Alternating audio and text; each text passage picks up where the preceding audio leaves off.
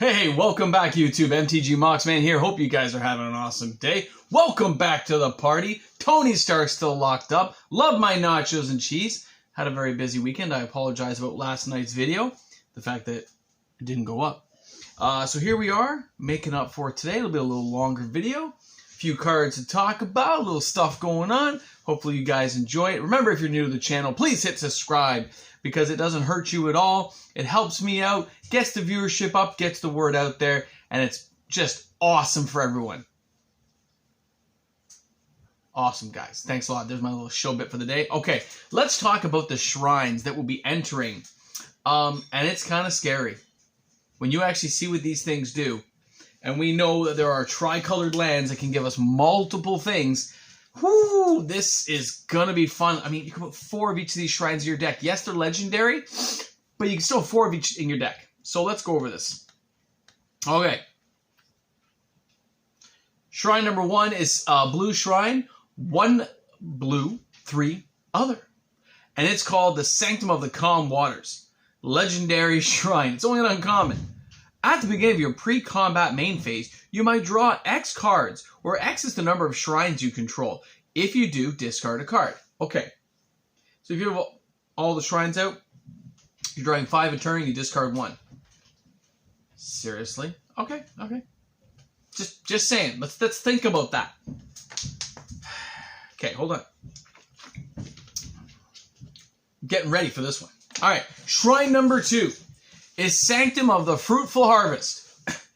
Legendary enchantment shrine. At the beginning of your pre-combat phase, add X to your mana of any one color where X is the number of shrines you control. So you can add 5 mana a turn if you had. Oh, okay. Hold on. Oh, sorry. That cost 1 green and 2 other. So 3 to cast that one. Oh, yeah. The white one. Sanctum of the Tranquil Light. Tap 6, 1 white, 5 other. Tap target creature. This ability costs 1 less to activate for each shrine you control. So if I have 5 shrines, it costs 1. You could tap a bloody army. Anyway, okay. Just saying. That's white.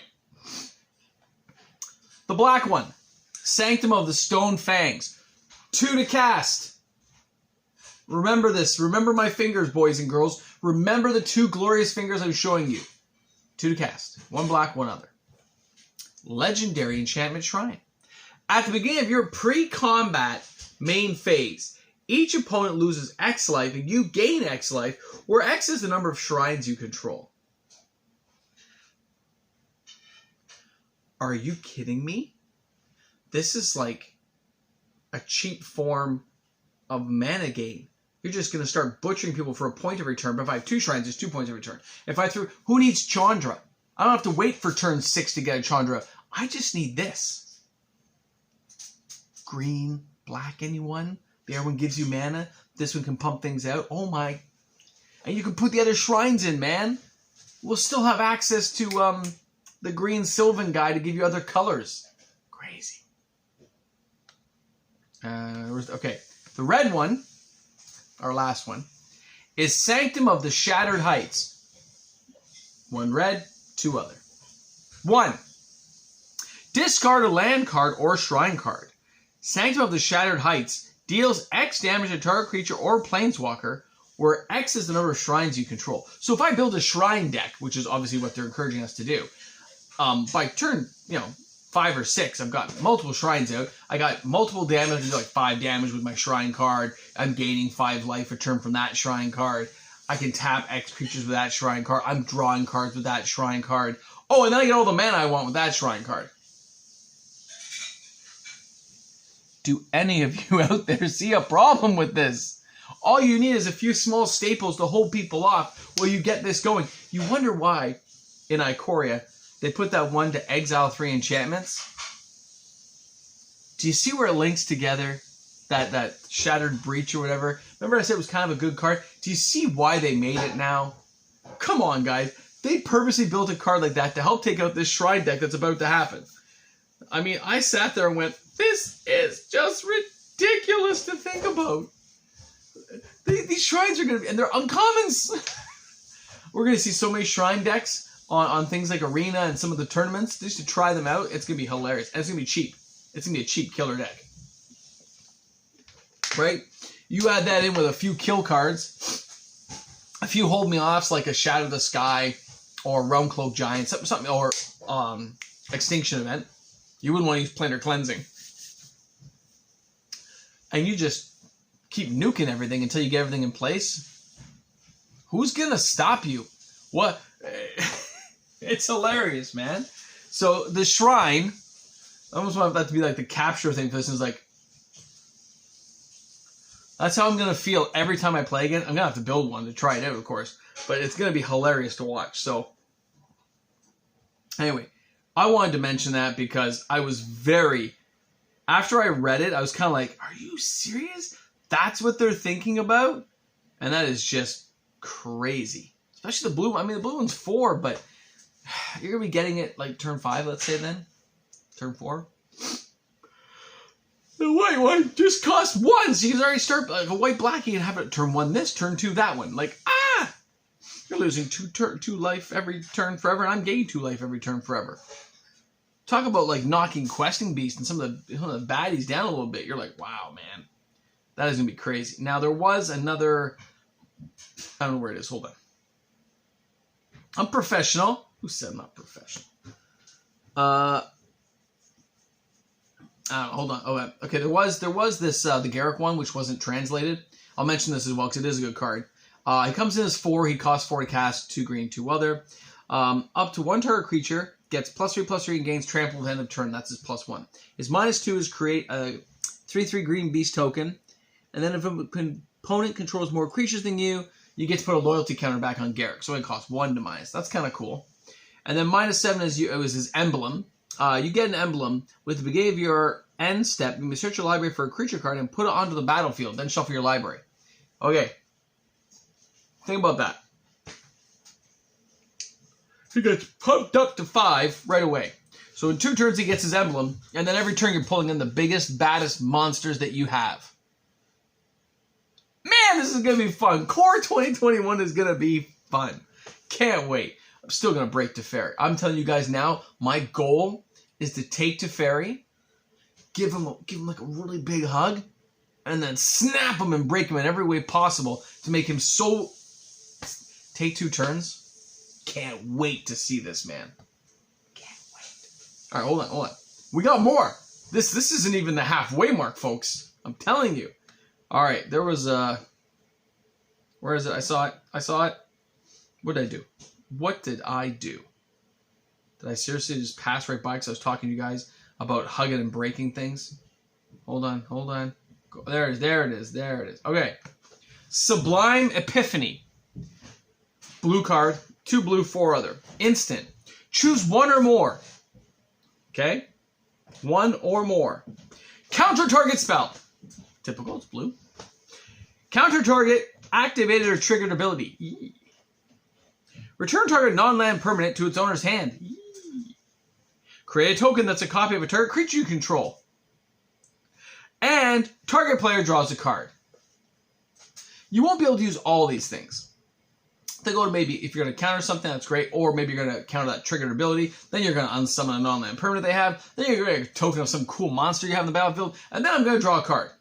Now, 6 is a lot. I'll be honest. In games nowadays, making it to turn 6 can be very hard. But if you build a deck around it, like a Teferi deck, and you got these cards in there, you're kind of like, yo, man, what's up? What's up? When you get to this point, you're just going to start butchering things, right?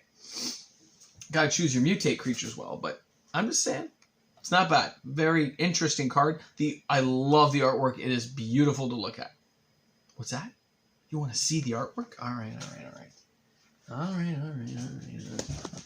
right, hold on. There it is. Right there. Isn't that beautiful? I'm telling you guys. Sometimes I amaze myself. I know I'm putting some high production value in here. As Peddler would say, right, guys? Pause, what's up, bro? Don't forget Pause, guys. Pause Brown, great guy, man. Ventrix as well. Vasily Finance, MTG Revealed, who missed my 100th video.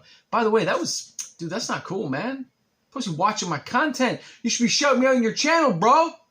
You could loan some subscribers to me. I won't hurt them, I promise. I won't break any. I'll return them when I'm done. All right. So, next one up, guys. Sorry, no, I'm being silly. I missed you guys. What can I say? And this set's going to be awesome. Where is it? Hold on. It's multicolored. Where's the multicolored stuff? Hold on. Almost there. Almost there. Okay. Radha, Heart of Keld. Now, Radha, Heart of Keld is 1 green, 1 red, 1 other.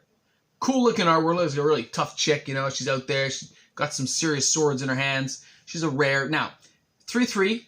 She costs 3. Perfect. As long as it's your turn, Radha has first strike. Cool. Good for her. You may look at the top card of your library at any time, and you may play lands from the top of your library. Damn. Talk about cycling through pretty darn fast. Too bad it's red-green, but still. She has an ability, 1 green, 1 red, 4 other. Radha gets +X until end of turn, where X is the number of lands you control. In some ways, this almost reminds me back in the day when they had, what's his face? Yeah, Blackblade. Okay? When they had Blackblade in, and it was as many swamps you control, like he was a sick, like, that was a cool looking Legends card, man. I know they're not tough by today's standards, but they were like, when you saw them back in the day, right? Silkanar the Swamp King was another one. You're just like, whoa, bro. He's 5 casting for a 5/5. He's got Swamp Walk, and he lets you draw, and you gain life when you play a black spell. It was pretty awesome. All right, now we got Nambia, the Esteemed Speaker. She is white-blue. She'll definitely be going into Teferi deck. Flash, always good to see. She's a 2/1. When Nambia, the Esteemed Speaker, enters the battlefield, you may return another target creature you control to its owner's hand. If you do, gain life equal to that creature's converted mana cost. Okay. I'm going to lay a scenario out in a second. Now, 1 white, 1 blue, and 1 other. Discard a legendary card, draw 2 cards. Okay, so if you got a legendary deck, she's going to give you 2 cards for everyone you discard. Another nice ability, especially if you don't need a Kinnan or something in your hand at that time. Okay, now let's jump back here. We already know we have Yorion out there. So, when she comes in, if you want some of your Yorion, you can be bouncing effects back and forth. Kind of like the Prince, right? Except we have more ways of doing it now. So I hope they took that into effect, because that's going to be, you know? When you see that happening a lot, it's very annoying. I'm sorry, guys. It is annoying. You're just like... But it's going to happen. So be prepared for it, guys. Build your decks around this sort of thing and think it through. When you're doing deck construction, you should be looking at this stuff. I like to jot it down on paper. 4 of this, 3 of this, and see what this would look like. How am I going to win? You want to have about 5 or 6 ways of winning minimum. I mean, you can go with the instant creature kill decks, but you notice a lot of the long-term decks are very focused on a few ways of winning. So keep it in mind. Sanctum of All is another card that's going to be good. It's 1 of every color. It is a legendary enchantment shrine. At the beginning of your upkeep, you may search your library and or graveyard for a shrine card and put it onto the battlefield. If you search your library this way, shuffle it. If an ability of another shrine you control triggers while you control 6 or more shrines, that means if you have all the shrines out plus this one, that triggers an additional time. Okay, so we already have a 6 shrine deck possibility. Now imagine if I have this out, I get all the shrines out, I have every color out. This is possible with these Tri-lands. Don't forget that, guys. Especially if you add a few other factors in there to make sure you get the combos you need. And also, you lay this out. My pre-combat comes, you're taking 10 each turn from the black one. I'm gaining 10 cards in my hand, discarding, I guess, what, 2? I'm going to have 10 mana to play with. You can just see how they definitely want to play with a Shrine deck. But in some ways, I feel this is so repetitive. Right? Like, we've seen decks like this before, and they're geared a certain way, and they've already built a way to defend it with a previous deck series, a previous, what do you call it, expansion pack that already has this kind of way of doing with, you know, I can almost see how everything's going to play out. I already see in my head how this will play out in the tournament formats and how this will look. This was not that hard for me to crack and say, I know how this is going to look when I play. I understand this is the deck I'm going to try out first. This is my secondary. This is my third deck. And yeah, guys, when I do this on Arena, when I play deck test things out, I'll put the successful decks on like I always do for you guys, so you can see which ones will play well and why they will play well with my commentary. Because this is going to be something kind of fun, but at the same time you're like, eek. And you notice they still trickle in, like there's a Elemental, the Leafkin Avenger. They're still trickling in some of the other guys. And that's okay, right? You still have some of the Elemental guys coming in, but a lot of them are going to be leaving soon, right? So you're not going to be able to use the Elemental decks the way you do. This is a way of trickling in just before things rotate out. So anyway, those are like the key cards I wanted to talk about today. They really blew my mind. Like the Shrines is just going to be sick, especially with that legendary one on top of it that everything triggers twice. You're just like, what are you talking about? Right? There's some commons too, like that Lofty Denial. It's a counter spell. Counter target spell unless its controller pays 1. If you control a creature with flying, counter that spell unless its controller pays 4. So that's a little harder of a counter spell. There's stuff like that. Llanowar Visionary is going to be fine. What is it? 2/2 when it comes into play? Yeah, 3 to cast for a 2/2, but you get just draw an extra card and still taps for mana. It'll see a little bit of play, but nothing significant because it costs 3 for a 2/2. There's better cards that give you mana right now. So, very curious to see how things will play out. Well, again, thank you so much, guys, for tuning in. I hope you guys got some useful information. I hope you're thinking about this because don't overpay for stuff that you're really not going to use or play with. Hold out a little bit. These are just uncommons. You can build this deck very simply and let it ride a little bit. I'll be very interested to see how many I get in a box or two when we crack the boxes to see, even though it's uncommon, some uncommons are more common than other uncommons. So I'll be curious to see how that plays out. But yeah, it's going to be interesting. So thank you so much for tuning in. This is MTG Moxman. Hope you had a good time. Marvin the Martian's chill. Oh, there he is. He's just chilling out with me today. I kind of started back at work also, guys. So don't mind me if I ram 2 videos one day and then have to work extra time, my job. Okay, because it looks like things are starting to ramp up in the real world. But I will do the most I can, the best I can. And thank you so many of you for spreading the word about my channel and getting more people involved and watching it. It really does help. It makes it worthwhile to do more videos for you guys. So it's kind of like a nice reciprocal thing. So thank you so much, guys. Have a great one. This is MTG Moxman. I'm out of here. I'll see you guys tomorrow. Cheers.